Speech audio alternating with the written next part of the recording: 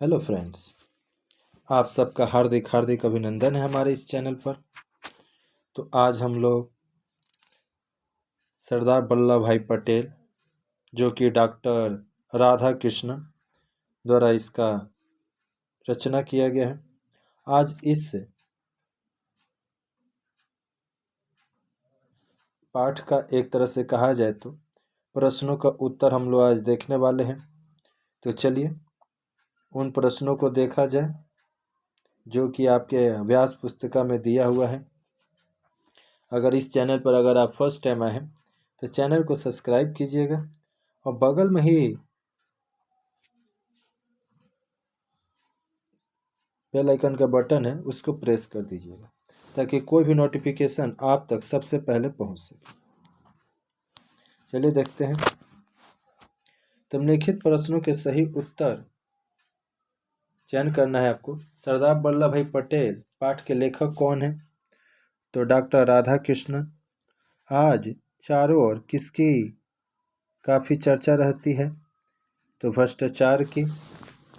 स्वतंत्रता के दिनों में महात्मा गांधी के विश्वसनीय लेफ्टिनेंट कौन थे? तो सरदार वल्लभ भाई पटेल। हमें अपने मतभेदों को क्या करके देश में पूर्ण संगठन और एकता लानी होगी? भुलाकर। यहाँ लघु उत्तरीय प्रश्न देखिएगा। निम्नलिखित प्रश्नों का उत्तर। सरदार वल्लभ भाई पटेल कौन थे? तो सरदार वल्लभ भाई पटेल स्वतंत्रता के निर्माताओं में से एक थे। भारत स्वतंत्र होने पर वे भारत के गृह मंत्री बने। सरदार वल्लभ भाई पटेल कैसे परिवार में जन्म लिए थे? तो सरदार वल्लभ भाई पटेल एक कृषक परिवार में जन्म लिए थे। पटेल किसके आदेशों का पालन करते थे? पटेल अपने नेता महात्मा गांधी के आदेशों का पालन करते थे। सबसे पहले और सबसे ऊपर हमें अपने आप को क्या मानना चाहिए? तो सबसे पहले सबसे ऊपर हमें अपने आप को भारतीय मानना चाहिए। पटेल के जीवन को हम कितने भागों में देख सकते हैं? तो पटेल के जीवन को हम 3 भागों में देख सकते हैं। एक क्रांतिकारी, एक राजनेता और एक प्रशासक। पटेल के कार्यों का सबसे महत्वपूर्ण भाग किस रूप में था? तो पटेल के कार्यों का सबसे महत्वपूर्ण भाग राजनेता के रूप में था। नेहरू जी ने पटेल के बारे में क्या कहा था? तो नेहरू जी ने पटेल के बारे में कहा था, पटेल भारतीय एकता के संस्थापक थे और समझाने की अपनी शक्ति और राजनीतिक दक्षता और राजनीतिक चातुर्य से वह देश के प्रशासनिक एकता लाने में सफल भी हुए, जो सबल भारत के निर्माण के लिए बहुत ही आवश्यक आधार है। बोधमूलक। राज्यों के एकीकरण के लिए पटेल ने क्या किया? तो राज्यों के एकीकरण के लिए पटेल स्वतंत्रता की प्राप्ति के तत्काल बाद 2 वर्षों में अपनी सूझबूझ और लोगों को समझाने की शक्ति से 500 छोटे छोटे राज्यों को भारत संघ में मिला दिया। यह एक प्रशासनिक एकता भारत के निर्माण के लिए आवश्यक आधार है। एक प्रशासक के रूप में पटेल के कार्यों का परिचय दीजिए। प्रशासक रूप में जब गुजरात में बाढ़ आई तब पटेल जी ने बारदोली आंदोलन संगठित किया। उन्होंने इन सभी क्षेत्रों में जहाँ जहाँ कार्य किया अपनी संगठन क्षमता दिखलाई। वे अहमदाबाद नगर के अध्यक्ष भी थे और उन्होंने उसे आधुनिक बनाया। सरदार पटेल के चरित्र की प्रमुख विशेषताओं का वर्णन कीजिए। सरदार पटेल ने सदा अनुशासन में कार्य किया, राष्ट्र के हित को अपने हितों से ऊपर रखा। वे बहुत कम बोलते थे, उनमें स्पष्टवादिता, दृढ़ता और दूरदर्शिता थी। किसानों के हितों में उनकी गहरी रुचि थी। वे साहस, देशभक्त, कुशल प्रशासक थे। उनमें समझने की अपनी शक्ति, राजनयिक दक्षता और राजनीतिक चातुर्य था। उनमें कर्तव्यनिष्ठा, अनुशासन, आज्ञा पालन, साहस तथा अपने प्राण उत्सर्ग करने की तत्परता थी। उनमें जनसेवा और त्याग की भावना भी थी। एक राजनेता के रूप में पटेल के महत्व का उल्लेख कीजिए। पटेल के कार्य का सबसे महत्वपूर्ण भाग राजनेता के रूप में था। स्वतंत्रता प्राप्ति के बाद उन्होंने अपनी सूझबूझ और लोगों को समझाने की शक्ति से 500 छोटे बड़े राज्यों को भारतीय संघ में मिला दिए। वे भारतीय एकता के संस्थापक थे। वे देश में प्रशासनिक एकता लाने में एक तरह से कहा जाए तो सफल हुए। यह कार्य भारत के निर्माण के लिए बहुत ही आवश्यक था और अपनी राजनीतिक दक्षता से वे प्रशासनिक एकता लाने में सफल हुए। यह एकीकरण आज भी हमारा उद्देश्य है।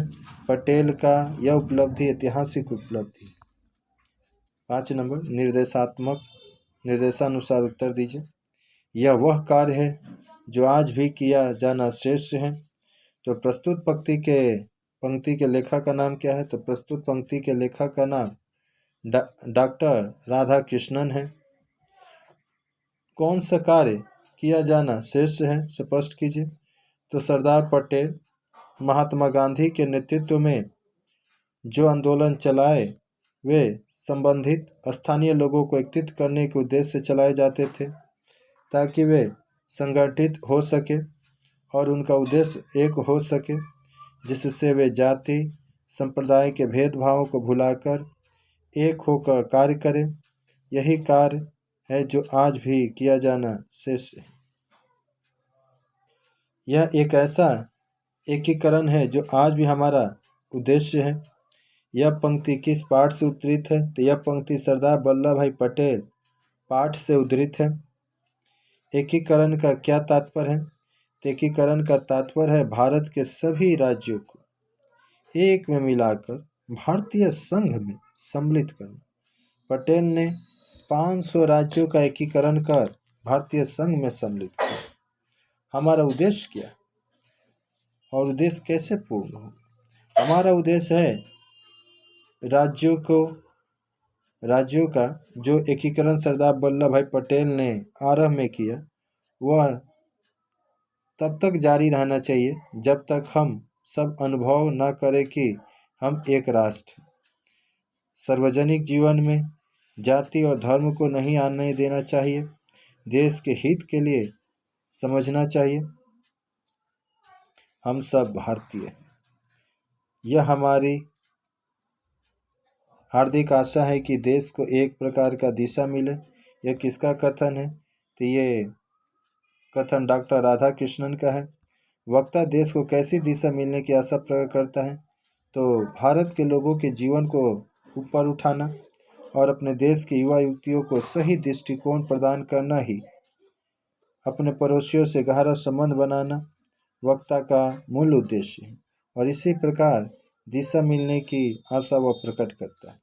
भाषा बोध में देख लीजिए उपसर्ग और मूल, यहाँ पर उपसर्ग और मूल शब्द पृथक करना है। अनुशासित अनु प्लस शासित, सबल सब प्लस बल, अपव्यय अप प्लस व्यय, अनुचित अनु प्लस सोचिए सुनिश्चित सु प्लस निश्चित। और यहाँ पर आपको प्रत्यय को पृथक करना है। क्रांतिकारी तो क्रांति प्लस कार्य, सांप्रदायिक संप्रदाय प्लस एक, आध्यात्मिक तो अध्यात्म प्लस एक, मानसिक मानस प्लस एक, इच्छाओं इच्छा प्लस दो।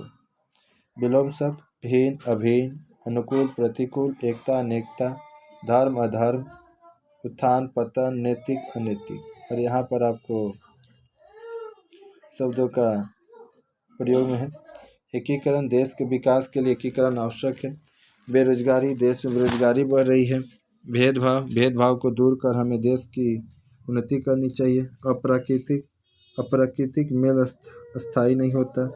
अर्धपतन नैतिकता के अभाव में समाज का अर्धपतन हो जाता है। तो इस वीडियो में इतना ही। फिर मिलते हैं किसी नए वीडियो में एक नए टॉपिक के साथ। तब तक के लिए जय हिंद, जय भारत, वंदे मातरम। अगर इस चैनल पर फर्स्ट टाइम आए हैं तो चैनल को सब्सक्राइब कर लीजिएगा और बगल में ही जो बेल आइकन का बटन है उसको प्रेस कर लीजिएगा ताकि कोई भी नोटिफिकेशन आप तक सबसे पहले पहुंच सके।